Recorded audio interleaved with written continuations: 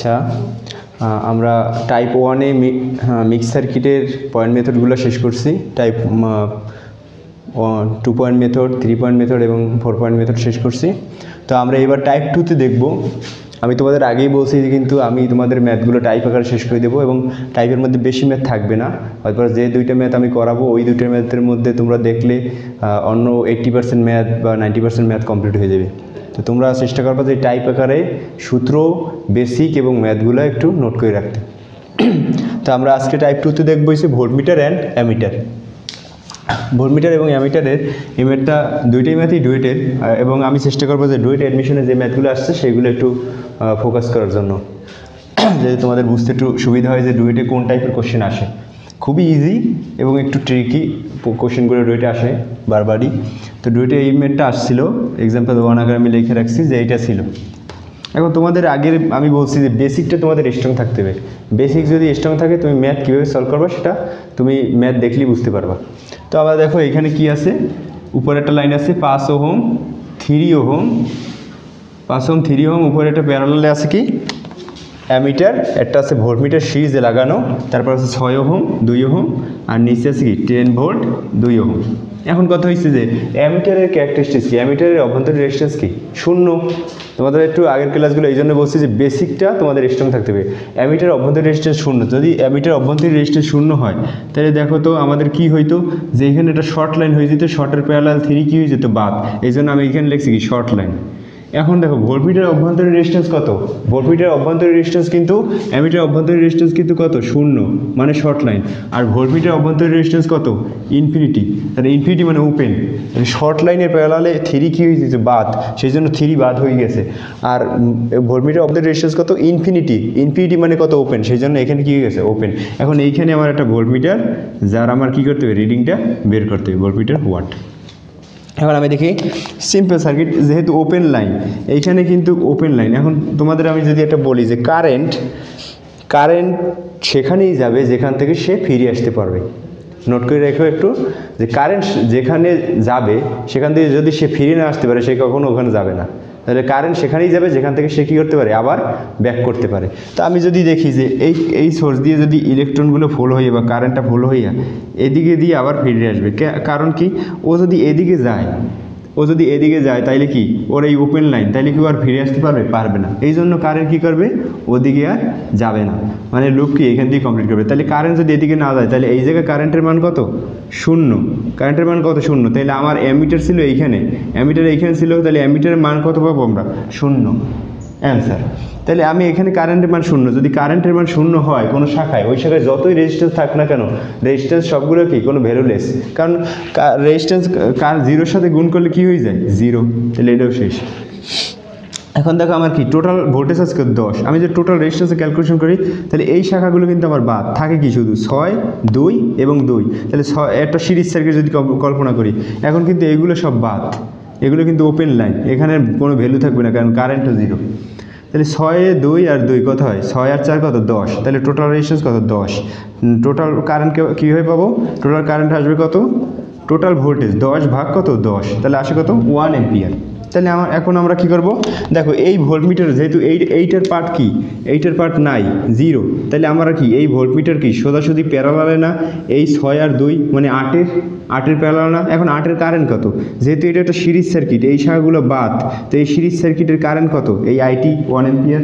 তাহলে আমি কি করছি এই 8-এর সাথে দেখো আমি এটা 6 × 1 দিছি, মানে আলাদাভাবে করছি। তোমরা যদি এই দুটো যোগ করে নিয়ে করো তাহলে হইবে 8 × 1 দিলে কি হয় 8 ভোল্ট হয়, বা 6 × 1 + 2 × 1 মানে কত 8 ভোল্ট। 8 ভোল্ট হয়েছে কি ভোল্টমিটার রিডিং। খুব ইজি ম্যাথ, কিন্তু ইজি ম্যাথ হইলেও তুমি বাসায় বই একটা ম্যাথ সলভ করবা তোমার যেভাবে লাগবে, কিন্তু কোনো হলে বা সবার মধ্যে বসে যে পরীক্ষা দিবা সেটা কিন্তু এরকম পরিবেশ থাকে না। সো অনেক সময় ইজি ম্যাথও তোমার কাছে হার্ড লাগবে যদি বেসিক স্ট্রং না থাকে। সুতরাং বেসিক স্ট্রং করার চেষ্টা করবা, তাহলে অনেক সময় তোমার দেখা গেছে ম্যাথ মনে না থাকলে বেসিক দিয়ে করতে পারবা।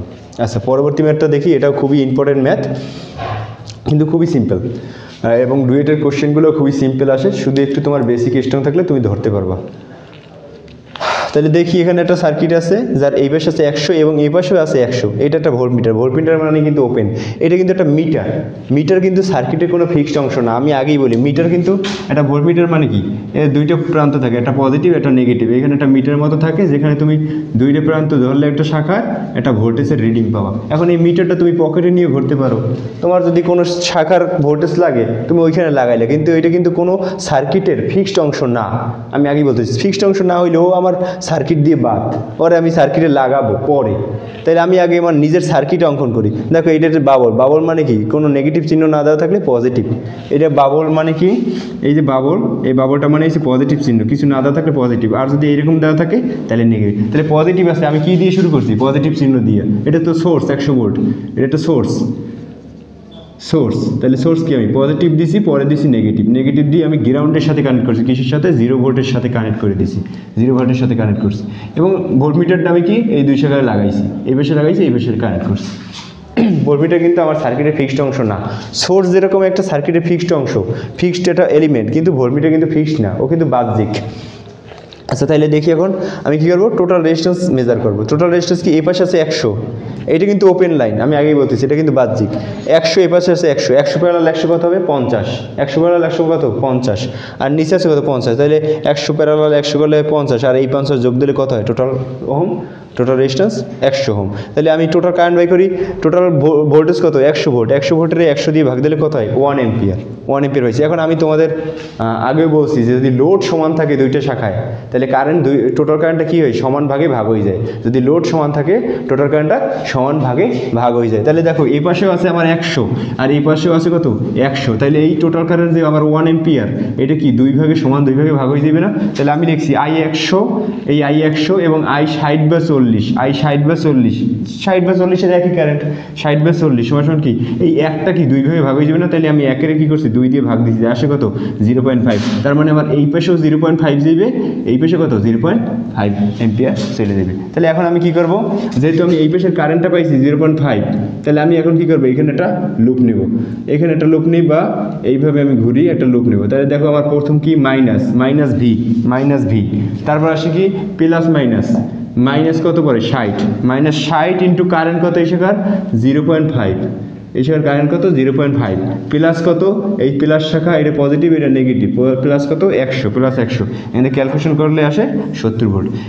এখন একটা আমি তোমার আরেকটা ছোট্ট জিনিস বলতে চাই, সেটা হচ্ছে যে তোমরা কীভাবে সার্কিটের ডিরেকশনগুলো দিবা।